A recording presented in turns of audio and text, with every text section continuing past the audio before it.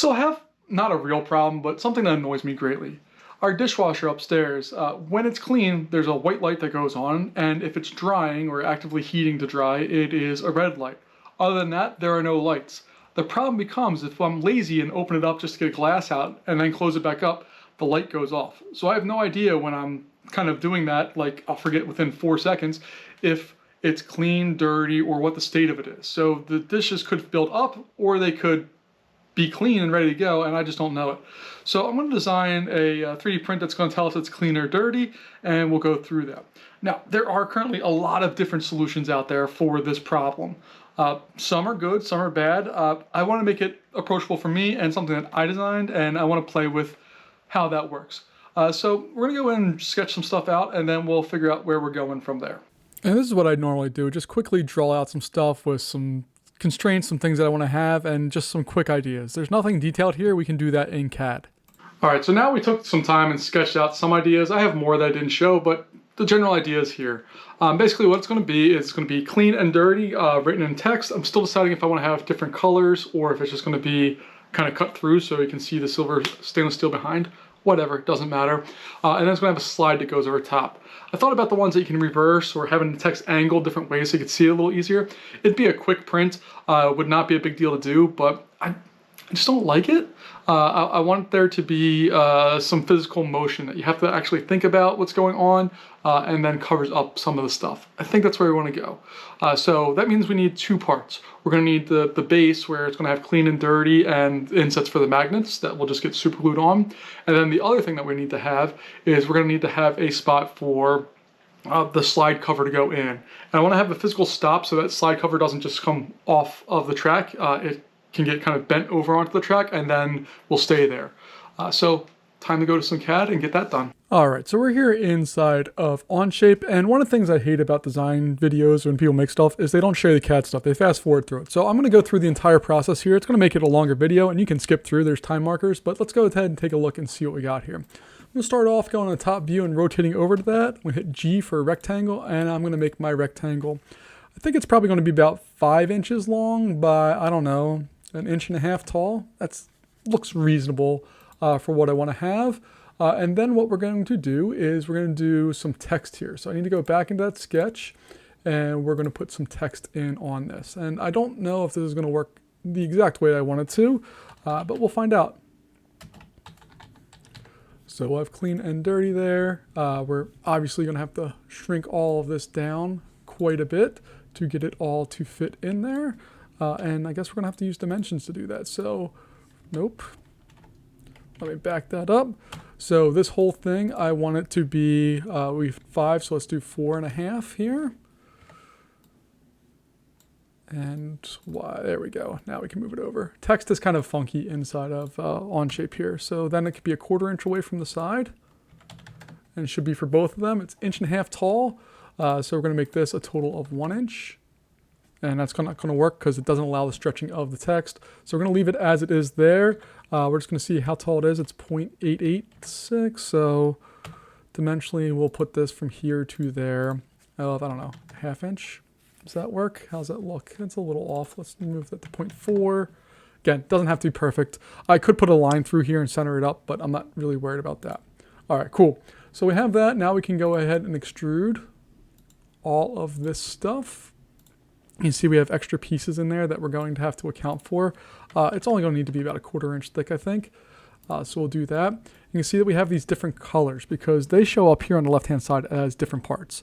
There are a lot of ways to design around this, but if we're looking for quick and dirty, which is what I'm looking for right now, I'm going to go in here. I'm going to go to G for rectangle, and we're just going to put a rectangle over top of all of these.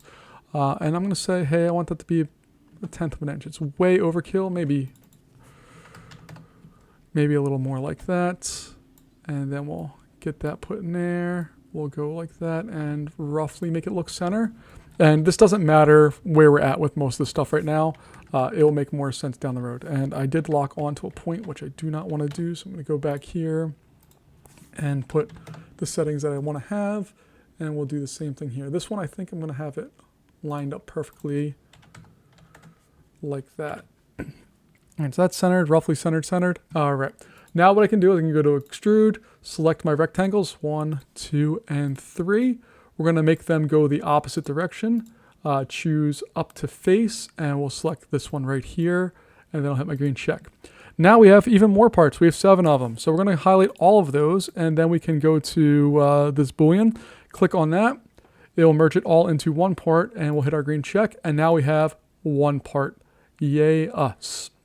All right, so we have 2 or a couple more things we need to do. We need to put the holes in the back for the magnets. We need to put a slot on the side here. And then we're probably going to round some of this stuff off to make it a little easier to work with. But first, let's start off with the little slots that we want to put in here. I have no idea what these are actually going to be, so I'm just going to think we're going to start off with a rectangle and see how that goes.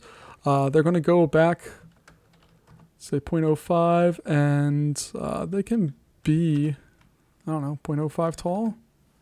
Sure, whatever. We'll do the same thing over here, 0.05, 0.05. And then we'll get the dimensions in here from the top to there, 0.1. And from here to there will also be 0.1. All right, then we can just go in, extrude both of these, 1 and 2. We're going to remove it, and instead of a distance, we're going to just say through all, and it will cut that slot through the entirety of our piece. All right, that looks fine. I'm happy with that. Then we have some more work that we need to do here. We need to add little stops. So I'm going to go back into Sketch here. And I think I'm just going to use an arc for this just to make it look a little nicer. I don't know if that really matters all that much, but I'm going to go from here to there, and we're going to make this thing real tiny. So for instance, the dimension from here to that line is only going to be 0.05. It's not going to be large. All we're doing is trying to stop it from coming off the piece here. We'll change that direction, and we're going to make that, oh no, 1/8 of an inch. Sure. And we'll do the same thing on the other side. And again, I don't really know if this is going to do anything useful right now. We'll find out if we do an assembly, or we might just print it and see how it goes. But that's kind of our initial setup here. So we'll get this one back in there like so. Dimension between here and there, 0.05. And then we'll extrude that one as well. And again, this is not the most efficient way to use the software. There are better, faster ways. But I'm thinking through the problem as we're trying to solve for it. So it's going to kind of be a little bit of a mess until I get all of this dialed in the way I think it needs to be.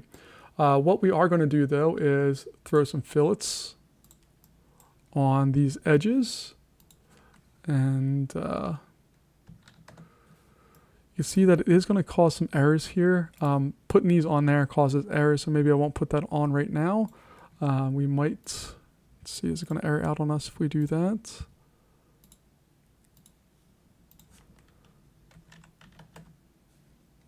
Can I do a 16th? Yeah, we can get away with the 16th, so that will be fine. Put those on those edges.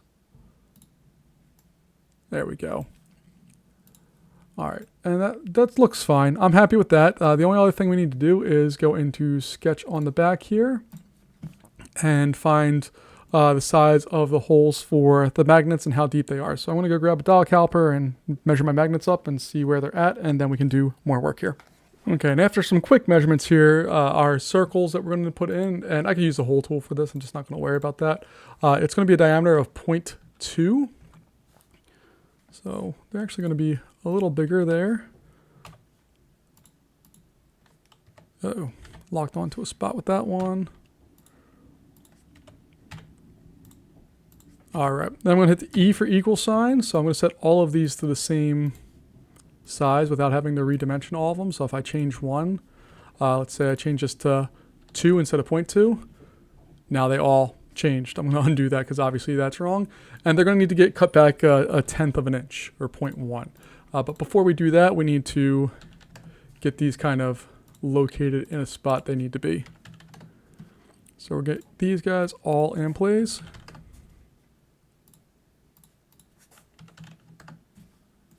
And then we'll do the same thing over here. And they're just going to be a 1/4 inch in from everything. Get that set. 0.25. 0.25. And we'll do the same thing for down here. Again, there are other ways of doing this. This is just how I do it. So then I'm going to extrude this whole area, 2, 3, and 4. We're going to remove, and we're going to remove 1/10 of an inch. See, it's going to punch in there like so. Should avoid the tracks. There we go. And we have our holes for our magnets. So now we have the clean and dirty spot. We have the slot that we can slide everything in, and hopefully that bump's going to be large enough. So what we're going to do now is I need to take some quick measurements to figure out how far this needs to be. So we can use our measure tool over here, and we can measure, say, hey, I want to go from this line all the way over to that line. How far of a distance is it? And it says it's basically 2 1/4 inches. So that's going to be about the size that I think I want these to be.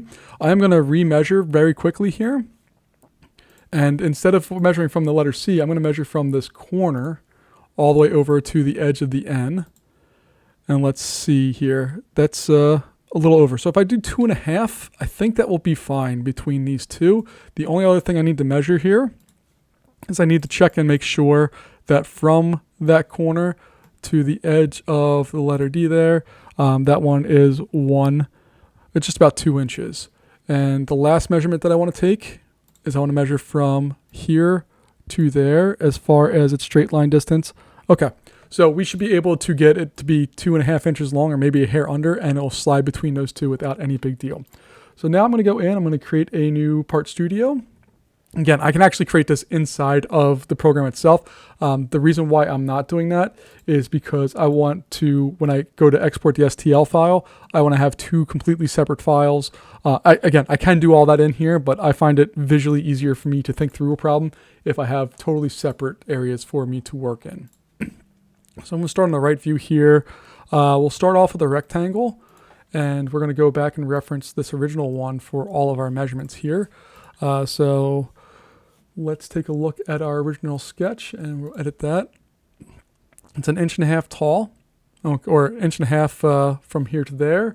And then we know this slot here, if we go back through this, is a total of 0.15, excuse me, from the bottom of this slot up to there. So that's going to be our kind of baseline for what we're doing here.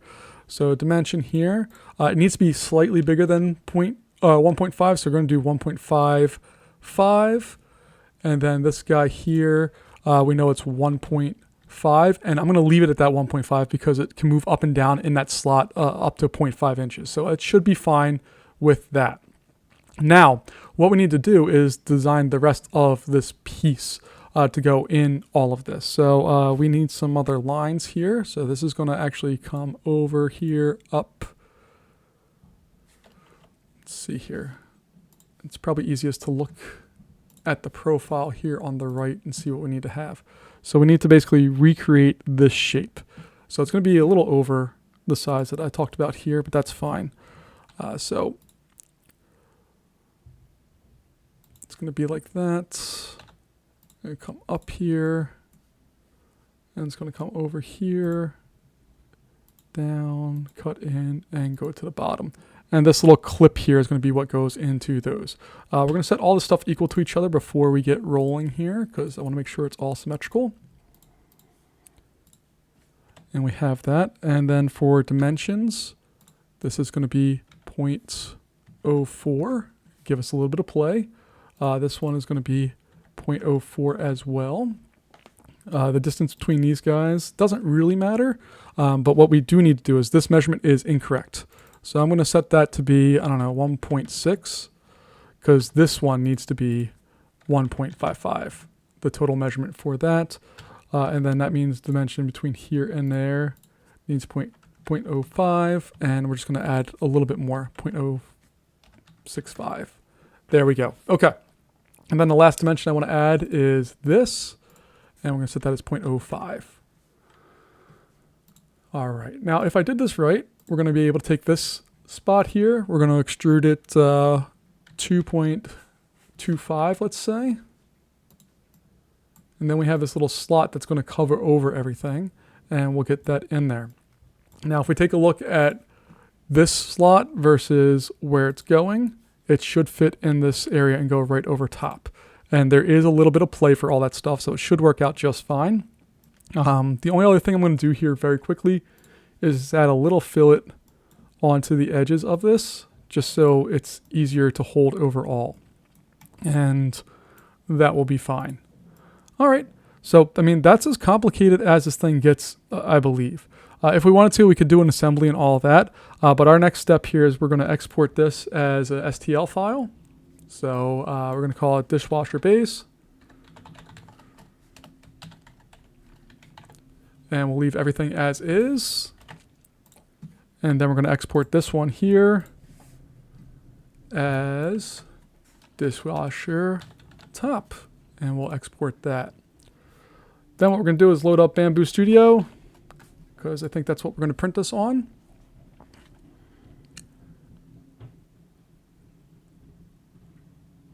And then we'll prepare this one up. We'll load in our 2 spots. Let's make sure everything's in there. That one's going to be fine. We're going to add this guy. Nope, not the base, my bad. We'll go in and add the top. All right, you can see that it will go here and cover that up, and then we can slide it over here and cover that up. That should be just fine. In a perfect world, what I'd do is I'd stand this up vertically to print, but because it's a bed slinger, it's going to go back and forth, and it's probably going to fall. What I will do, though, is I'll flip this over so that's on its base like that, and I think we're going to be in good shape. Let me just select everything and lay it out so we minimize travel distance for everything, and that should be what we need it to be. So we're going to go over to preview here. I do want to make sure, I think we're going to need some support material. So we're going to go over into supports and we're going to enable support for this. And then we'll go back to slice up the plate and see what it's going to do. So this is going to be about an hour and 3-minute print. And you can see that there are supports built in for that. And then we also have some stuff over on the other side. So it's all going to be attached. It will do its thing, and then we should be able to peel all that off and go through and have it all set. So I have to go turn on the printer before I can print to it, and then we'll make sure that we can test this out and see what happens.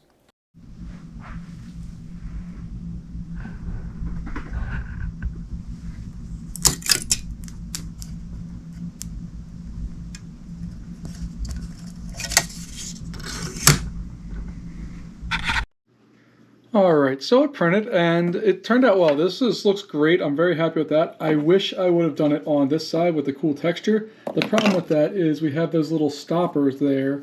So if I would have turned this upside down, this entire thing would have needed support. So that's a no-go. This guy printed nice texture. The problem I have is I didn't make these little valleys there deep enough. When you put it on, which it does fit on there, sort of, but when we go in, one side snaps in just fine. But you can see it's not down far enough. It doesn't need to go all the way in there. And then when I snap this one on, it is on there, but it does not move because it is completely and totally stretched over top of all of these things. And it just does not work the way I need it to. So I went back in. I made these a little bit deeper. And then we'll see how that goes. Oh, I also had to change the holes for this. This guy is almost there. So when I put that in, you can see that it's just about there, but a little bit bigger would make it just a little less snug, and I think better overall. So made those 2 changes, and we're going to reprint it and see what happens. All right, here's print number 2. Basically the only thing I really changed on this was to make this. I did determine not to change the size of these. I can force spread them in there pretty good, and with some glue they'll be just fine. But this should just snap on. Here, a little tough with one hand, but there it is, and you can see it slides back and forth with no problem. So now I just got to press the magnets in, and then I can put that on the dishwasher, and problem solved. Okay, here it is. I got the magnets glued and pressed into the back. Those all are fine, and then it just sticks right on the front there, and you can see it moves around all right, but that's fine because I don't know what position I want it to be in. Then you just hold the side, and you can slide it over, back and forth, no problem. This absolutely 100% solves the basic problem we have. Needs some refinement though. So that worked completely and awesomely fine. The only thing that I would change down the road is on the cap. Well, I had to redo the little slide cover thing. I might put like a little ridge on here or something so you can put your finger in there easier and hold on to it. Right now you only have that little edge of it to hold on to. I think it'd be a lot easier if there's something more substantial to grab onto. Maybe like a semicircle or something just so you can slide it easier. But otherwise, it solved the problem. It did so very easily. It was about an hour print and I did it at a higher quality, so I was a little slower. And pretty happy with the results. Let me know what you think and what other projects I should work on. I'll see you later. Bye-bye.